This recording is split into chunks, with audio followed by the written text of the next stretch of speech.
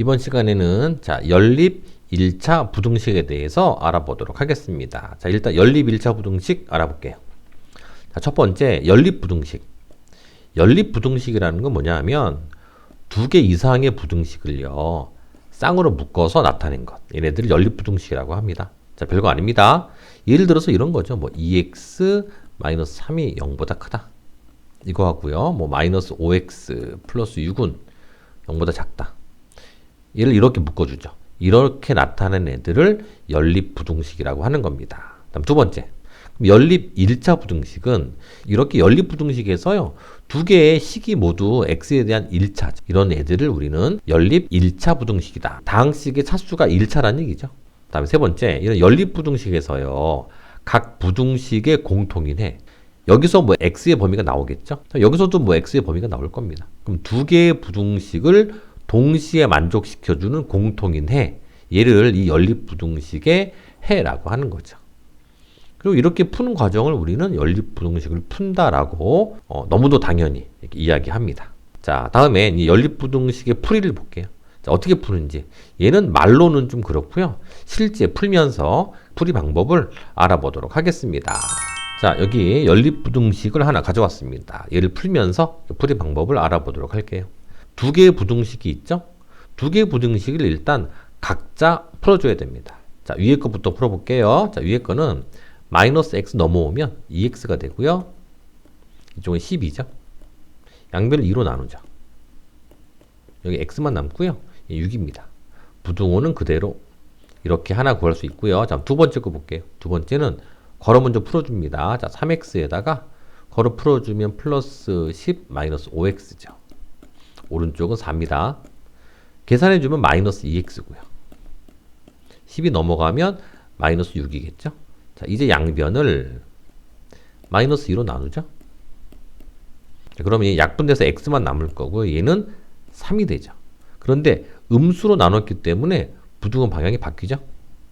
이렇게 바뀝니다. 이제 두 개의 부등식을 각자 풀었습니다. 얘네들의 해를 수직선에 나타내는 거죠. 수직선에 한번 나타내 보겠습니다. 수직선. 얘는 3보다 크거나 같죠? 그럼 3을 포함을 하고요. 크거나 같으니까 오른쪽입니다. 이렇게 해를 나타낼 수 있고, 다음에 얘는요, 6보다 작죠?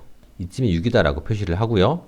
6은 포함을 안 하니까 비워두고 작으니까 왼쪽이죠.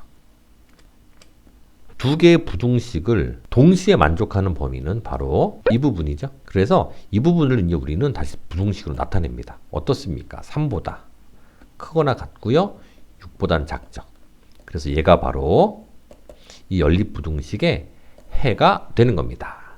그래서 연립 부등식은 이런 방법으로 풀 수 있습니다. 두 개의 부등식을 각자 풀어서 그 부등식의 해를 동시에 만족시켜주는 범위를 이렇게 새롭게 만들어내는 이런 방법으로 연립 부등식을 풀어주시면 됩니다. 이번에는 특수한 해를 갖는 연립 부등식을 한번 알아보도록 할게요. 예를 들어서 어떤 연립 부등식이 있다 칩시다. 두 개의 부등식을 각각 풀었더니 어떻게 나왔냐면, 하나는 x는 2보다 작다. 또 하나는 x는 3보다 크거나 같다. 이렇게 해가 나왔다고 합시다. 그럼 이 경우는요, 공통 범위를 구하려고 수직선에다 한번 표시를 해보겠습니다. 얘는 2가 여기 있고요. 2보다 작죠. 포함하지 않고 작으니까 왼쪽입니다. 이렇게 해가 만들어질 거고요. 얘는 3이 이쪽에 있죠. 3보다 크거나 같습니다. 3 포함하고요. 크거나 같으면 오른쪽이죠. 이런 경우는 두 개의 부등식에 공통된 범위가 없죠. 이럴 경우는 해가 없다. 이렇게 보는 거죠. 다음에 또 다른 경우는 뭐가 있냐면, 또 부등식을 풀었는데요. 어떤 부등식은 예를 들어서 x는 5보다 작다라고 나왔습니다. 두 번째 부등식을 풀었더니 이번엔 x는 5보다 크거나 같다라고 나왔죠. 이런 경우는 또 어떻겠습니까? 역시나 수직선을 그려서 해를 나타내 보겠습니다. 여기 5가 있는데요. 얘는 5는 포함하지 않고 작으니까 이렇게 왼쪽이죠. 근데 두 번째 경우는 5를 포함을 합니다.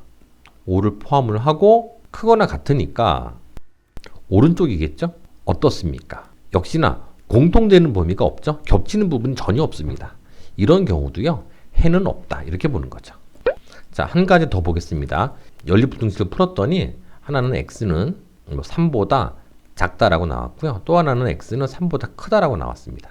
이 경우는 어떻겠습니까? 역시 해를 구하기 위해서 수직선을 그려보면 자, 얘가 3인데요. 위의 식은 3보다 작죠.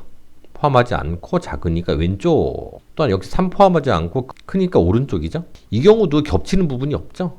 이런 경우에도 해가 없다. 이렇게 볼 수 있습니다. 자, 이제 하나만 더 볼게요. 자, 이번에는요. 자, 해를 구했더니 하나는 x는 4보다 작거나 같다 나왔고요. 또 하나는 4보다 크거나 같다라고 나왔습니다. 수직선을 그려보겠습니다. 여기 4고요.